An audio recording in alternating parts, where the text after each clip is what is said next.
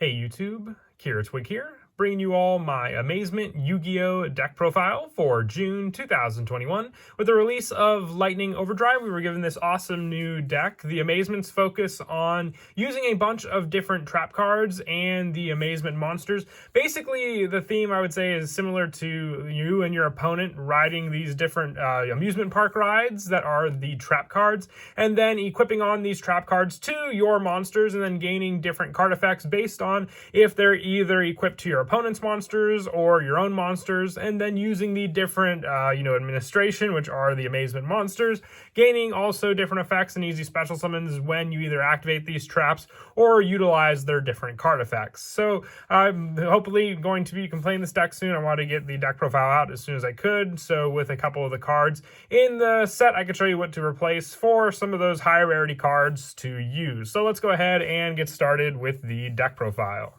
Now, our main go-to monster, and definitely an important one for the deck, is Amazement Administrator Arlecchino. With this card, once per turn, you can banish any number of attraction traps from your graveyard, then target that many cards your opponent controls, and destroy them. You can only use each of the following effects of Amazement Administration Arlecchino once per turn. And if a trap card is activated, except during the damage step, you can special summon this card from your hand. If your opponent normal or special summons a monster, except during the damage step, you can target one of those face-up monsters they control, and equip one attraction trap from your deck to that target. So you have an arsenal of different attraction traps from your deck to use, depending on, like I said, all of the different amusement parks in the deck. And just the fact that Administration Arlecchino is that easy to special summon out, because all you have to do is activate a trap, and that is the majority of the cards that we run in the deck altogether. He's definitely a 3-of, just being an easy monster to summon out and then destroy additional cards on the field for all the different traps you banish from your graveyard.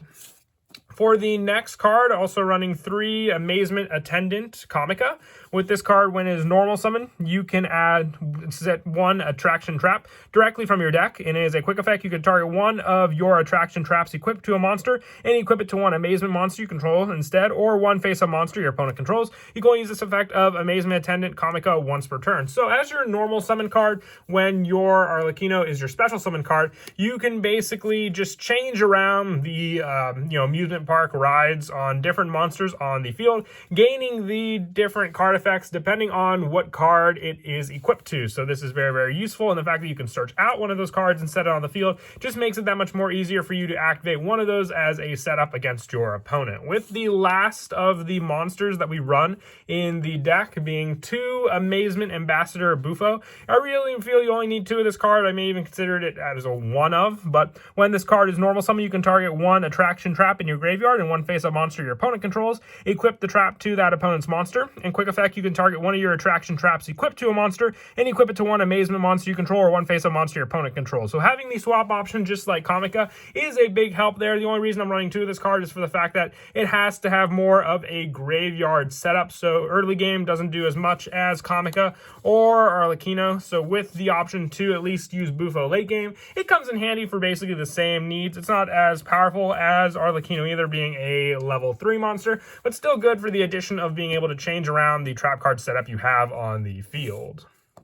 And that is it for the monsters. We will get more Amazement cards later on in the future, but I wanted to stick to just a playstyle of those cards in the deck with the more majority of the control in the deck, focusing on the different trap cards. For the spell lineup, I'm also running 3 of the Amazing Time Ticket. I only have 2 of the cards, sadly, so I also have 1 Amazement Special Show. It's a common in the set, so if you're looking to replace cards with Amazing Time Ticket, you can always add in those cards, and when you get the time tickets, slowly replace the Amazement Special Show quick play style instead. With this one, it has the option, you pay 800 life points, then activate depending on whose turn it is, since it's a quick play spell. If it's your turn, you can add 1 Amazement card from your deck to your hand, or if it's your opponent's turn, you can set 1 attraction trap directly from your deck. It can be activated this turn. You can activate 1 Amazing Time Ticket per turn. So with it, you have the search power for all your different Amazement monsters in the deck, but during your opponent's turn, being able to set and activate those different traps is just an added bonus. I would say these are the admission tickets for your deck, giving you options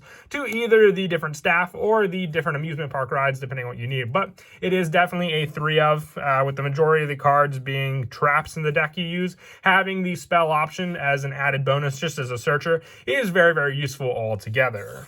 For the last of the Amazement spell cards, I also run 2 of the Amazement Precious Park. For the field spell, during your main phase, you can activate 1 attraction trap that turn it was set, and during the end phase, you can send 1 attraction trap you control equipped to a monster to the graveyard, then target one of your attraction traps with a different name that is banished or in your graveyard, and set that card. You can only use each effect of Amazement Precious Park once per turn, so it's more of a setup kind of card. Like I said, the trap cards set up more of your playstyle, but being able to swap out the different cards we use with Amazement Precious Park gives you more and more options for the different plays you can do in the deck as a whole. I really feel you only need 2 though. It's more of a setup card. Even if your opponent destroys the one, you still have the 1 option to add another one to use for that setup. With the remaining spell cards just being 1 Call by the Grave to stop our opponent's own graveyard plays, and 1 Terraforming to actually search out the field spells that we run, giving you more of a deck thinning option for them and adding it quickly to your hand also.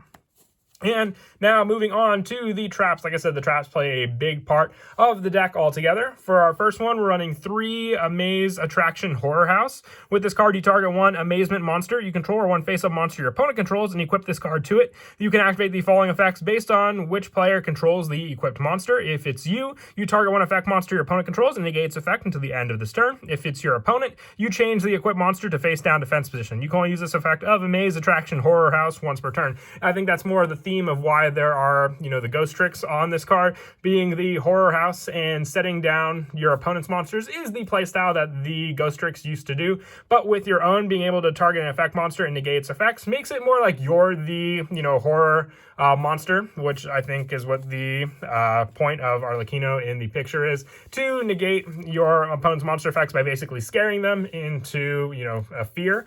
And more of them, flipping face down because they are afraid. Very, very funny how they just made these traps to match the different amusement park rides. I also run 3 Amazement Family Faces. I think this is either like the photo lineup maybe, or like a fun house. You target 1 monster your opponent controls, equip it with your attraction traps equipped to this card to it, and while this card is equipped to a monster, take control of the equipped monster. While you control the equipped monster, it gains 500 attack, and you cannot activate its effects. Also, it is treated as an amazement monster. You can activate 1 Amazement Family Faces per turn. So the fact that you take your opponent's monster can also benefit, because maybe that card could be equipped with one of your cards at one point, having the effect on your opponent's field, but then changing when it becomes your own monster. So very, very scary. Basically, the face paint option for this card also, it feels like changing to your amazement monster as an added bonus. For some of the lower numbers for the Amaze attractions, I also run 2 Amaze Attraction Wonder Wheel.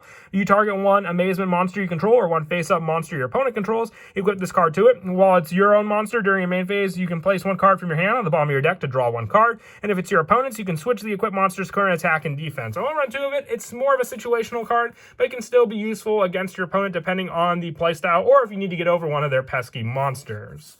And I also run 2 Amaze Attraction Majestic Merry-Go-Round. With this one, while it is equipped to your monster, the equipped monster gains 500 attack. If it will be destroyed by battle or card effect, you can send this card to the graveyard instead. And if it's on your opponent, the equipped monster loses 500 attack for each equipment trap equipped to that monster. Once again, a better way for you to wear down those monsters and then just set up your own amazement monster on the field to hit over that card. But still, the option of where to equip onto this card makes it all the better for those plays. I also run 2 Amaze Attraction Rapid Racing. You target 1 card your opponent can graveyard and change the equipped monster's battle position. If you do, shuffle that target into the deck. It's good for that option to basically shuffle that card, taking away a resource that your opponent may have been able to use. And if it's on your opponent's, you increase the equipped monster's level by 1 until the end of this turn if you do change its battle position. So if your opponent's going for a synchro or Xyz summon or a specific type of link summoning, you can definitely disrupt that play by equipping this card onto that monster. Switching the level means that they won't be able to go for the Xyz play or the proper synchro play, or if the link summon required a specific card for it. And also, you can only use each effect of Rapid Racing once per turn. So with the lower numbers, it just increases our chances to get some of the other amazement cards to our hand to use also. For the last of the Amazement Attraction cards, I also run 2 Cyclone Coaster. You target 1 amazement monster you control, or 1 face-up monster your opponent controls, and equip it. And then when it's on your monster, you can target 1 spell or trap your opponent controls and send both it and this card to the graveyard. It doesn't destroy it, so any destruction plays your opponent may have will not activate thanks to it. And if it's on your opponent's monster, you can add 1 amazement monster from your deck to your hand. And if you do, send this card to the graveyard. More search power with this card as well. I know it's an ultra rare, so if you wanted to swap out any of the numbers with this card, you can add an additional additional merry-go-round and rapid racing until you get the copy of your Cyclone Coaster also. Now, for some more of the generic traps, I do run 3 Trap Trick. It's just a very vital card, I would say, in the deck. With all of these cards being normal traps, it's just that much easier to search out any of the ones you may want to activate in exchange for just banishing 1 additional copy from the deck. I also run 3 There Can Only Be One. Now, this card is great just for the fact that Bufo is a beast monster, your Arlecchino is a psychic, and then your attendant is a machine type monster. Having all of these different attribute monsters and being only control 1 of each can definitely shut down your opponent depending on what deck they're playing, but have no effect to you because we also do run a good majority of different cards in the extra deck to go into. So easy link summons, Xyz summons, you name it, and then just shutting down more of your opponent's plays with this card. For finishing up some of the trap lineup, I also run 3 Solemn Strike, just a good way with all the different traps we're running in the deck to shut down our opponent's plays by stopping their own monster effects, especially if they're ones that our Amazement monsters won't be able to get over. And also 2 Solemn Judgment, once again, more protection for our own cards on the field for our opponent to use against. And that is it for the main deck. We'll now move on to the extra deck. There's really no specific cards we run in the extra deck for the Amazement setup. Just running some more of the generics. 1 Lena the Light Charmer for the Light Monster Link option. Same with Asa the Earth Charmer. And 1 Wee Witch's Apprentice with Earth, Light, and also Dark attributes being the main focus of our main deck. I also run 1 IP Masquerena, 1 Cross Sheep, 1 Nightmare Phoenix, 1 Nightmare Cerberus, 1 Nightmare Unicorn, and 1 Boral Sword Dragon, just for the different generic Link monsters you can go into. For the Xyz monsters, 1 Leviair the Sea Dragon, and 1 Alucard for the Bufo Xyz summons when you can make them. For the rank 4, 1 Baguska, and 1 Abyss Dweller, and 1 Tornado Dragon for the rank 4 plays. And for the rank 7, I don't go into them often because I do prefer to keep our Arlecchino on the field for those plays, but when I can make a big eye and take more of my opponent's resources, it's a big help there for sure. And then as for the go-to plays, like I said, the big part of the deck is just focusing on summoning out your Arlecchino and all your other different Amazement monsters, and then activating the proper traps when you need to use them against your opponent. Whether you're taking their monster, negating their monster effects, switching their battle positions, it all comes down to just the fun of, like I said, enjoying an amusement park and the different rides they have to offer. And that's what the fun of this deck is, using all these different cards against your opponent for their different play styles. But that is it for the deck profile. As always, until next time, please don't forget to leave a like and subscribe, and Kira Twig out.